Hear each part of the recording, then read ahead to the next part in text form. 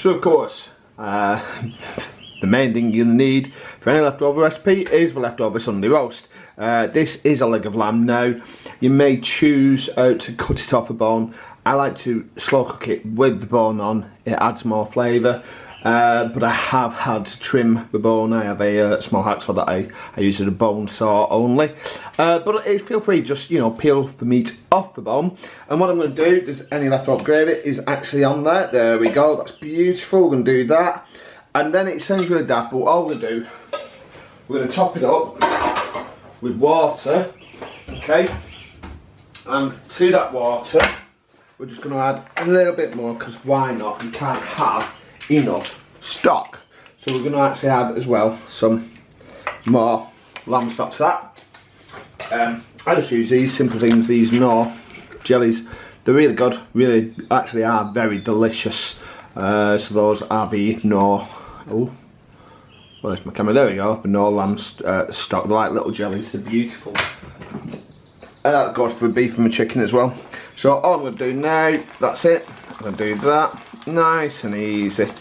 Now, just about cover it to the top, that'll do, because it's going to stew down overnight. And not as much as this prep needs. Tomorrow we'll do the fries and obviously have the goat's cheese, and we'll save the gravy, pour the gravy over. And this is the start of really my take, of a British take on a Canadian poutine. There we go, see you tomorrow. Okay, here we go, 24 hours later, well, give or take 24 hours, not quite, but as you can see, that lamb is going to be beautifully tender. You're just going to literally pull the bone out, okay? And one of the reasons we've left the bone, if you remember, just previously I've said that I actually kind of cut part of it away so it would fit. The best thing about that is it gives us access to that delicious bone marrow in there, which adds further flavour. So what we're going to do, we're going to drain this. It seems a bit complicated, but believe me, it's the best way forward. We're going to drain this, we're going to cook the gravy down so it thickens, and then we're left with that beautiful tender meat, okay, that we're going to top on on some fries with a little bit of mozzarella in for that almost curd-like sensation. But then we're going to actually add the lamb on top of the fries, and we are going to then top the lamb with a bit of goat's cheese and then gravy, which we've thickened up. So it's a bit like a Sunday dinner take of a Canadian poutine. I'm hoping it's going to be delicious.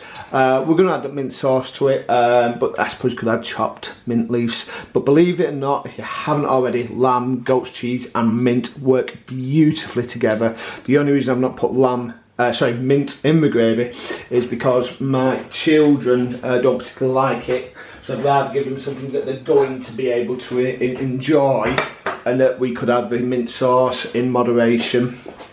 And I won't feel so, like I said, first thing we're going to do, that's still quite hot. First thing we're going to do is this. We're going to drain some of it, okay. I'm probably, in fact, I'm going to use a bigger pan to cook that down.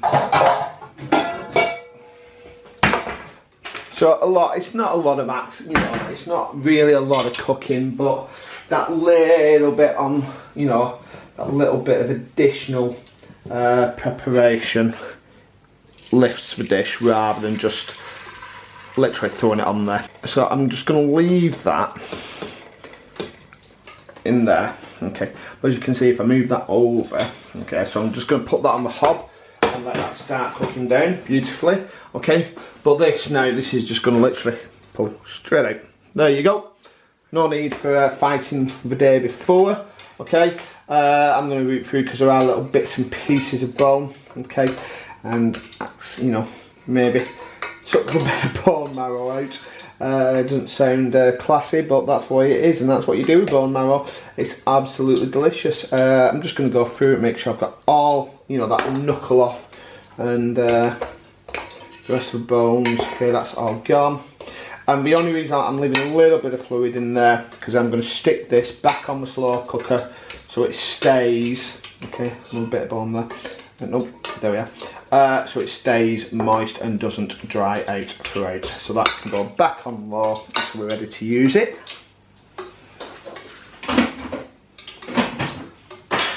And if I move that over, we've now got the pan on full heat, okay? We've got the chip pan on for frying, okay? Now, if you really want to push the boat out, I didn't have time. I think the best thing about leftover dinners is they are quick and easy. But if you want to really push the boat out, make your own fries, somewhat waxy like a Maris Piper. You can, you know, about sort of 1 centimetre thickness, slice it through, and again slice it the other way. So you've got these fries about 1 centimetre thick.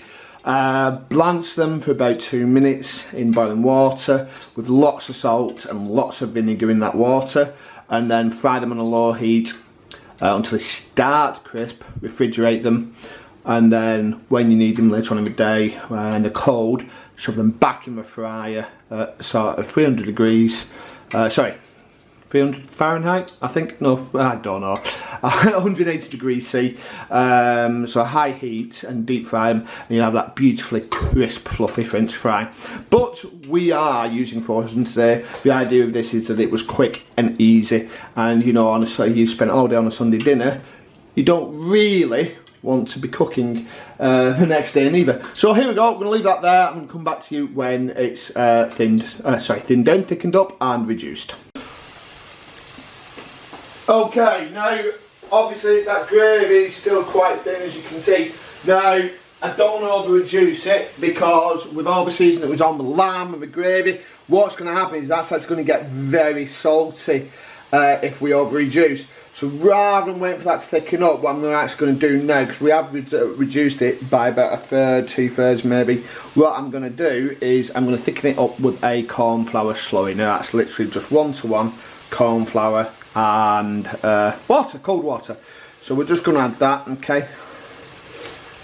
I'm going to do quite a bit of it and see if that thickens it up, okay? Perhaps I'm going to get a whisk for that one. Never have the right ingredients, but we want a really thick gravy on this. So it doesn't really matter, it almost has to be cut. Should be able to cut the thickness with a knife, to be fair,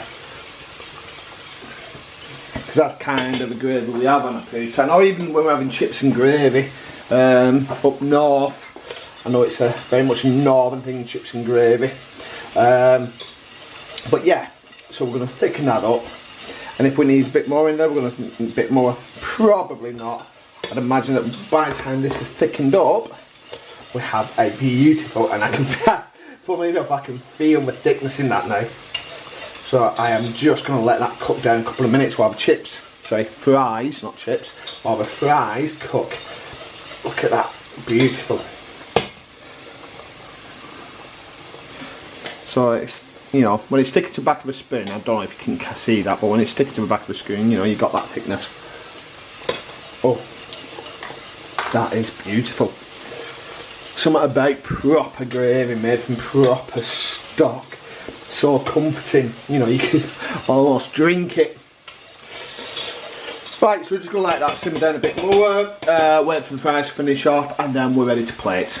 Okay, and the final part of doing this dish, okay, obviously dish it up, but we're gonna kind of layer it. So a few fries first. Don't worry, we'll wipe the bowl off.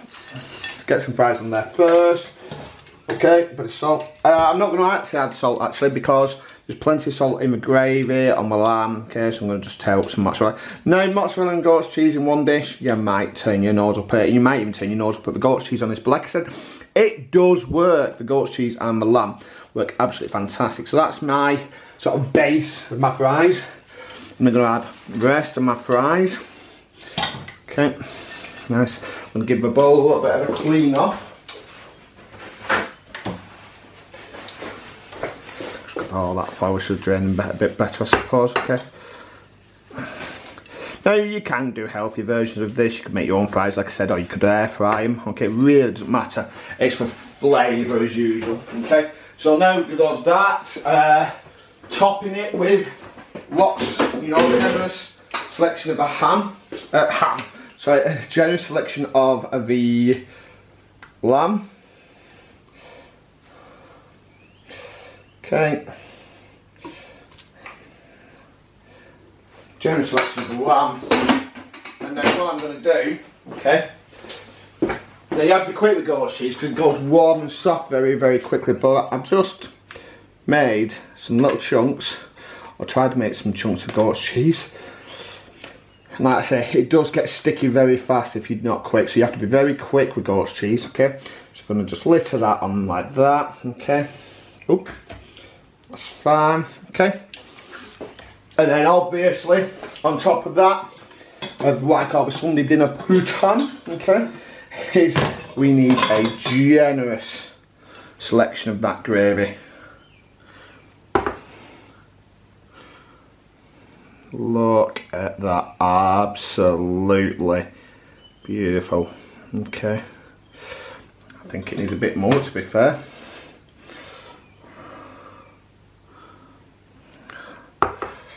And there you go, a little splash of. Now, can you do? I wonder if you can actually do this nicely. Probably not. There you go. And there you have it. Absolutely delicious. We have, let's go open that a bit wider, a very British take on a Canadian classic. We have a poutine made with fries, bit of mozzarella, goat's cheese, leftover lamb for a Sunday roast, gravy and a mint sauce on top. Whatever's on your plate, do enjoy what you eat and eat what you enjoy. And obviously, if you are watching me on YouTube, please hit me with a like and a subscribe and give me a comment below. How do you think I did? See you soon.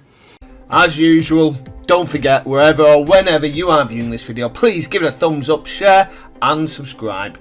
Click links to the right to see some more of my beautiful, delicious recipes. Give that notification bell a ring to be informed of future content. And last but not least, comment below what's on your plates.